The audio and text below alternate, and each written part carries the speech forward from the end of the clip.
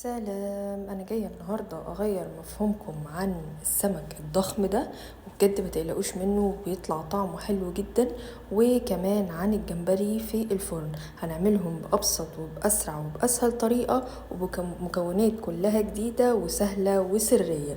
يلا بينا على المقادير.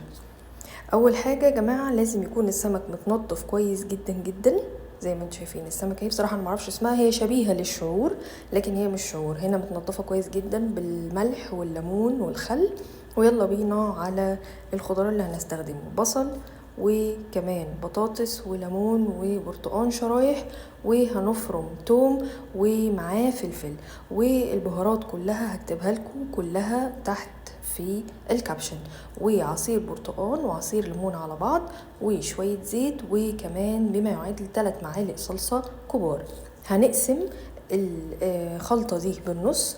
اول حاجة هنتبل بيها الخضار، وبعد كده هنتبل السمك بيها كويس جدا من بره وكمان من جوه ومن بطن السمكة. ولازم نفتح السمكة بالسكينة زي ما انتوا شايفين بالشكل ده علشان التتبيلة تكون واصله لها كويس جدا. وهنفتح بطن السمكة زي ما انتوا شايفين كده، هنحط برضو فيها من التتبيلة ومن الخضار، والبقدونس برضو مهم جدا، بيدي طعم تحفة للسمك.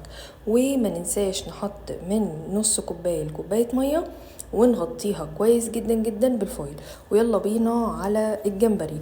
برضو هيبقى نفس الخضار: جزر وبقدونس وبصل وطماطم وفلفل، وكمان توم مفروم وفلفل حامي وشوية زيت وكمان برتقان، بس هنا مش هنحط صلصة. وهنا الجمبري متنضف ومتشال منه السلسلة بتاعت الظهر بتاعت الرملة، ومغسول برضو بمية وبملح وبخل وكوباية مية. ويلا بينا ندخلهم على الفرن، وبيستووا بسرعة جدا جدا، ما بياخدوش اي وقت.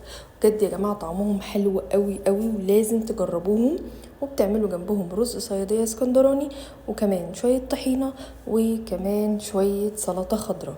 بجد السمكة دايبة، والجمبري يجنن، والبطاطس والخضار اللي موجود تحت السمكة بجد طعمهم حلو قوي، لازم تجربوهم. ما تنسوش الفولو واللايك والسبسكرايب، وكمان تعملوا سيف للفيديو عشان لما تعوزوا ترجعوا له. واستنوني في وصفة جديدة. باي باي.